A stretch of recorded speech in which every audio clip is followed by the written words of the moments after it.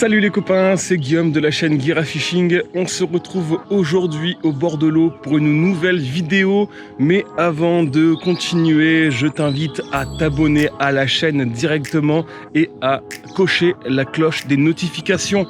Je te rappelle, le but de la chaîne, c'est de promouvoir la pêche ici en France, de changer les idées reçues sur cette pratique et du coup, plus il y aura d'abonnés et plus les Français vont se rendre compte à quel point la pêche c'est fun. Vous pouvez aussi nous rejoindre sur Instagram et sur Facebook. Je vous mets les noms directement sur l'écran et également dans la description. Alors sans plus tarder, je me retrouve aujourd'hui dans un grand lac aux alentours de Lyon. Très grand lac et le but aujourd'hui il est très simple, pêche de beaux poissons. J'ai pas beaucoup de temps devant moi, donc on va pas trop traîner, mais voilà, vite fait, pêche de gros poissons, objectif faire des grosses tanches et pourquoi pas, ce serait bien aussi toucher quelques carassins. Le seul truc qui m'inquiète un petit peu aujourd'hui, c'est que j'ai des carpistes sur ma gauche et qui ont amorcé un peu tout le secteur, d'ailleurs à gauche et à droite aussi, donc j'ai peur que le poisson soit un peu dispersé, mais bon, on va voir, avec un bon amorçage, avec des bonnes farines, on va essayer de recentrer le poisson très rapidement ici. Bon, du coup, comme je vous l'ai dit, c'est un très grand lac. Pour faire rentrer les poissons assez rapidement sur mon coup, je suis venu hier soir pour faire un pré-amorçage à base de pelés, d'amorces et de maïs. Donc là, je vois, il y a quelques petites fouilles sur le coup. J'espère vraiment que les poissons ils sont déjà sur place. Je vais préparer de l'amorce et on va envoyer du lourd parce que ici il faut mettre à manger, il n'y a pas de secret. Voilà, allez c'est parti, on va aller préparer l'amorce rapidement. Bon les copains, rapidement place à l'amorce. Je vais vous expliquer vite fait mon choix pour aujourd'hui. Donc comme je vous l'ai dit hier soir, je suis venu amorcer du pelé et du maïs. Du coup je vais faire un choix, un mélange de deux amorces. Première chose, Sweet Magic. Sweet Magic, pourquoi? Parce que, comme je vous l'ai dit, hier j'ai amorcé du pelé et du coup, là, on a une amorce à base de farine, de poisson et de pelé broyé. Et du coup, voilà, ça va être cohérent par rapport au fait que j'ai mis du pelé hier soir. Et en plus, Sweet Magic, c'est légèrement sucré, donc pour les tanches, magnifique. Et ensuite, ben voilà, comme j'ai mis du maïs hier aussi, donc une amorce, la base, carpe, fine mouture, histoire d'apporter un peu de céréales. Donc voilà, j'ai pris un peu de pelé à l'ébu en 6 mm que je vais pouvoir déposer à la coupelle. Si vraiment les tanches ou les carassins ils sont tatillons, pourquoi pas mettre ça sur une petite bague, parce que comme dans mon amorce il y a déjà du pelé, des petits pelés, etc. Peut-être que mettre un petit pelé comme ça sur une bague, ça pourra déclencher des touches. Et après la base, voilà, le maïs. Vous savez tout pour l'amorce d'aujourd'hui, j'espère vraiment que ça va faire du poisson. Allez c'est parti, on va mouiller tout ça et après installation et pêche, go! Bon les gars, petite astuce du jour, j'espère que ça va vraiment marcher. En fait là mon amorce elle est un petit peu sèche. J'ai déjà fait un premier mouillage, mais elle est encore bien sèche. Du coup ce que je vais faire, c'est que là j'ai mon maïs, je vais prendre le jus du maïs et je vais vraiment mettre le jus du maïs. Alors déjà ça va réhumidifier l'amorce et en plus de ça, ça va rendre l'amorce un petit peu plus collante. Hop, allez, on va faire ça. Et puis ça va aromatiser encore un peu plus l'amorce, quoi. Du coup ça va être encore plus intéressant pour les gros poissons. Hop, et voilà. Et après je remélange. Et peut-être remettre un peu d'eau derrière pour ajuster, quoi. Mais voilà, ça va au moins permettre de remouiller un peu l'amorce et la rendre un peu plus attractive. Allez, c'est parti les gars, on va mettre quelques boules. Hop. Bien tassé.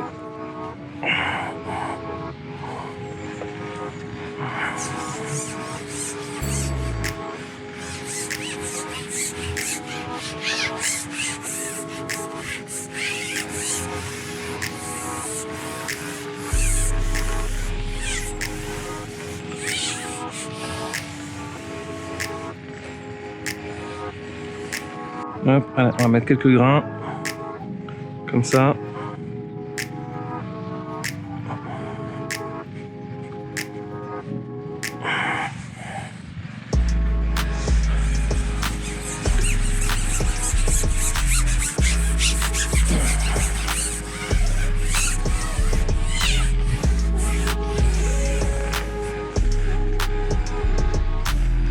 Alors là, la petite astuce, là, un truc hyper important, c'est de toujours amorcer un peu plus court que le coup.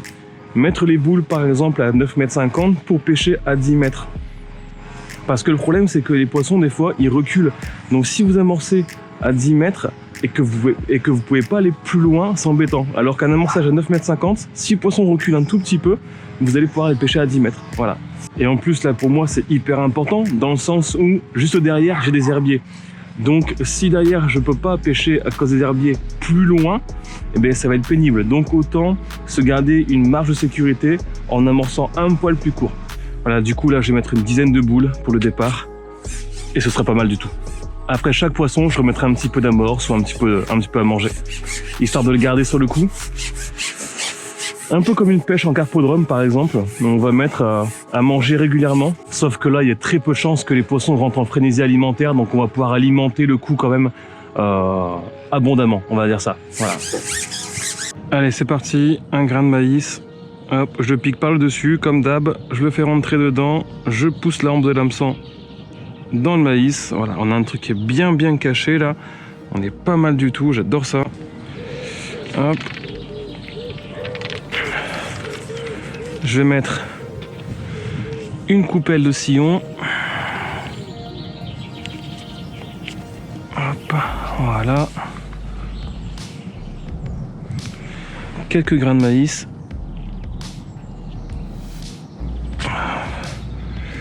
On va voir si les poissons répondent rapidement ou pas.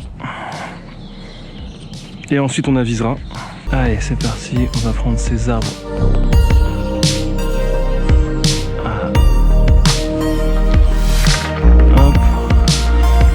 J'ai fait un repère en face.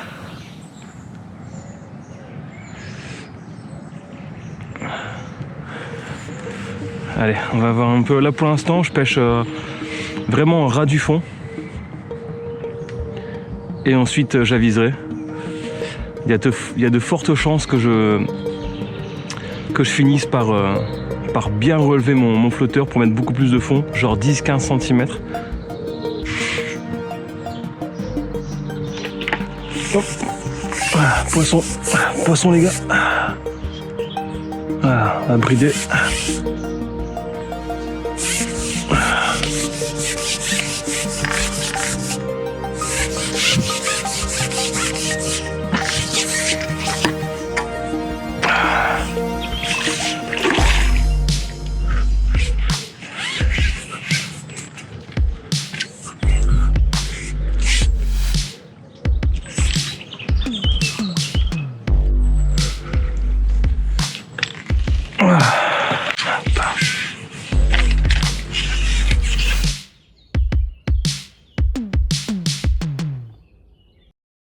Bon les copains, excellente nouvelle, premier poisson, ça y est, j'ai enfin décapoté. J'ai remarqué un truc, c'est tout à l'heure, dès que j'ai fait mon amorçage de base, j'ai eu des touches assez régulièrement.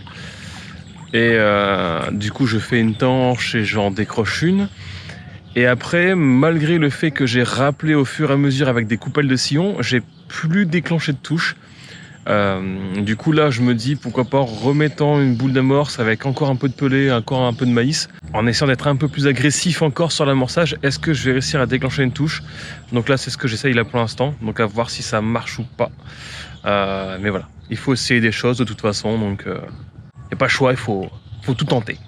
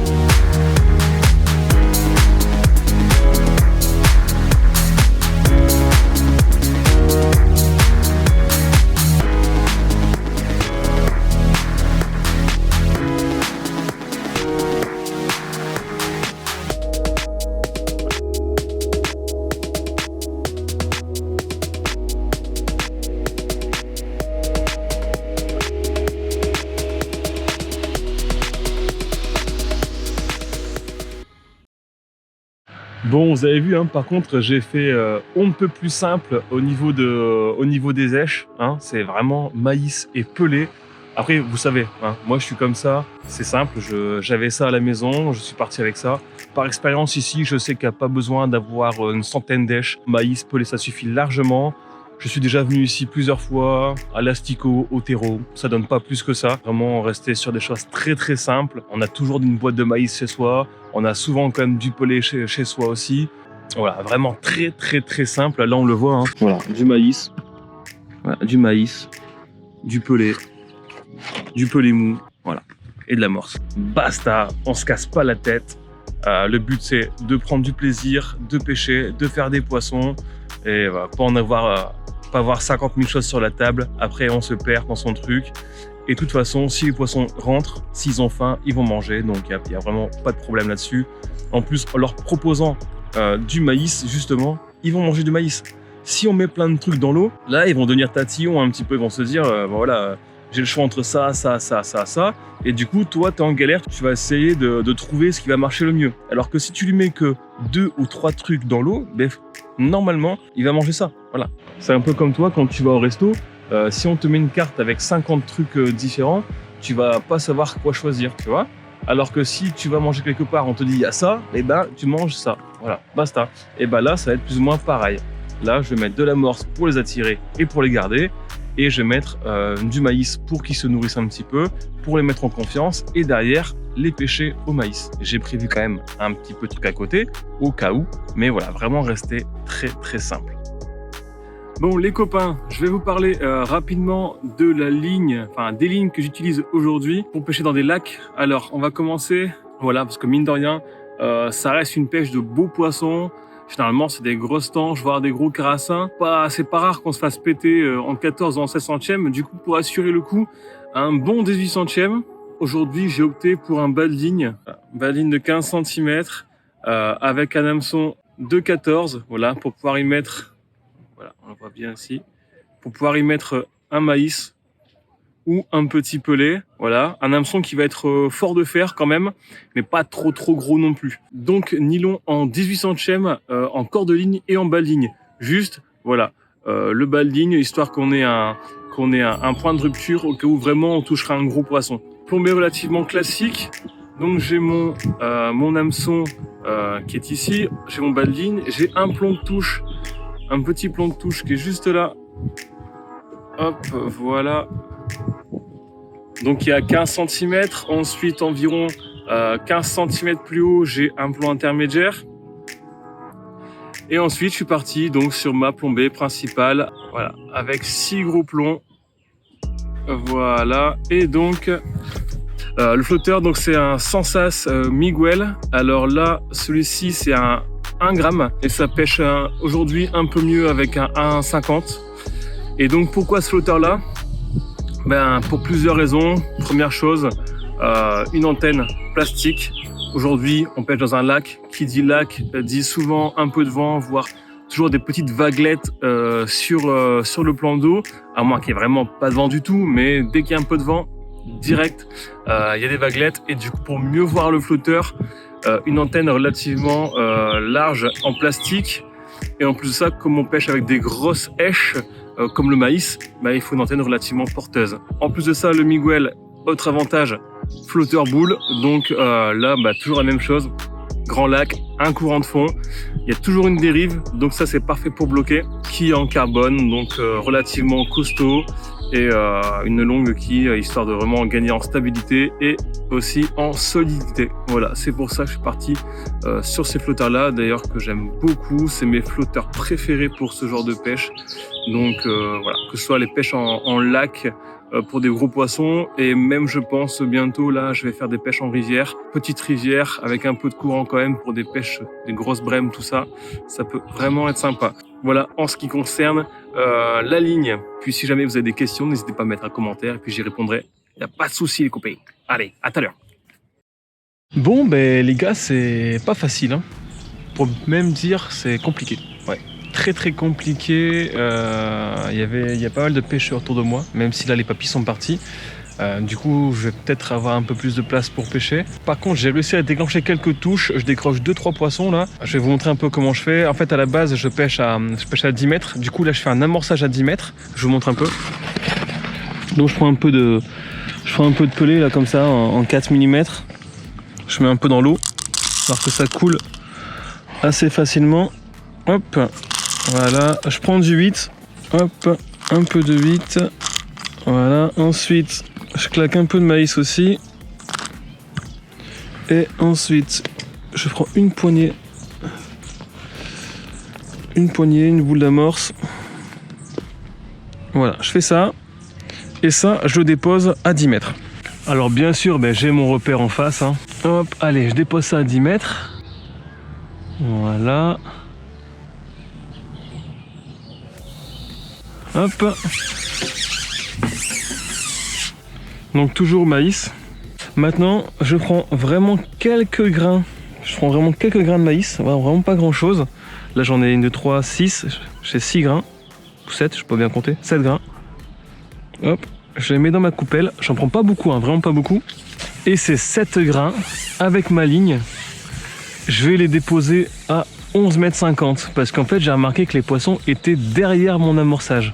Mais pour éviter de poser juste un grain de maïs comme ça tout seul, voilà, je m'en pose quelques-uns à côté. Et là, j'ai réussi à déclencher des touches. Malheureusement, j'ai loupé les ferrages, donc bon, c'est voilà, c'est comme ça. Hein. C'est le game, comme on dit. Hop.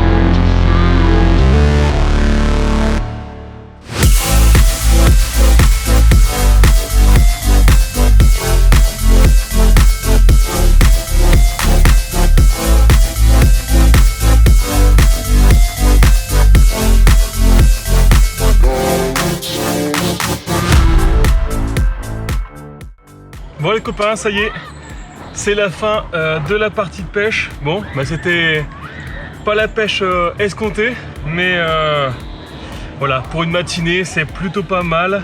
C'est un lac où généralement les poissons rentrent bien le soir, sur le coup du soir.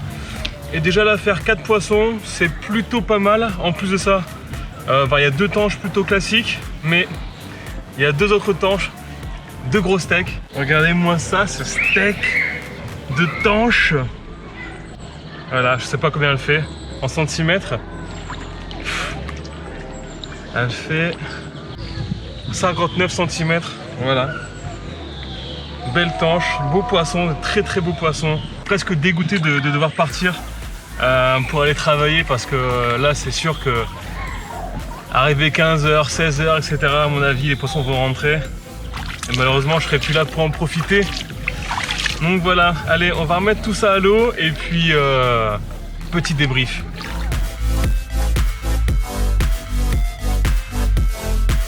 Et les copains, ça y est, c'est la fin de la partie de pêche. Voilà, une matinée, je dirais difficile, mais tout de même assez réussie. C'est un lac où les poissons rentrent généralement sur la fin de journée. Là, j'ai quand même réussi à sortir 4 tanches. J'en laisse 2 dedans. Voilà, je loupe quelques touches. Donc, c'est pas trop mal. À mon avis, sur le coup du soir, j'aurais pu enchaîner les poissons, mais bon, malheureusement, je peux pas rester. Donc, ce sera pour une prochaine fois. Pêche au maïs, c'était pour moi lèche qu'il fallait. J'ai essayé derrière avec du pelé mou. J'avais quand même des terreaux à côté, j'ai essayé, ça n'a pas marché non plus. Et donc c'était assez particulier comme pêche. Il y a un truc qui était assez drôle, c'est que j'ai réussi à toucher un premier poisson à 10 mètres sur mon amorçage. Et derrière, plus moyen de toucher des poissons à 10 mètres. Malgré le fait que j'amorce à 10, les poissons étaient toujours derrière à 11, 50, 12 mètres. Et voilà, c'est pour ça que derrière je rallongeais un peu. J'amorce à 10 et je pêchais à 11, 50 en mettant quand même quelques petits grains de maïs histoire de que mon grain de maïs sur ma ligne soit pas seul. Au final, j'ai réussi à déclencher des touches. Donc voilà, ça reste quand même de bonne augure pour la suite de la saison. Je pense que je vais revenir, à mon avis, régulièrement. Et puis je pense que je vais me faire des coups du soir parce que j'avais déjà fait quelques pêches ici en coups du soir et c'était hyper rentable. Je pense que je vais m'éclater. J'espère que vous d'ailleurs, vous avez pris beaucoup de plaisir à regarder cette vidéo, autant que moi j'en ai pris à pêcher et à sortir ces poissons. Si c'est le cas, pensez à mettre un like, c'est super important pour nous. Ça aide pour que la vidéo soit mise en avant par YouTube. Et puis à côté de ça, si vous avez des commentaires à me faire, des choses à me dire sur ce que j'aurais dû faire, pas faire, etc. N'hésitez pas à le mettre en commentaire directement sur la vidéo YouTube. Avec Raph, on vous remercie tous pour votre soutien et on vous dit à très bientôt pour une nouvelle vidéo. Allez, ciao les copains!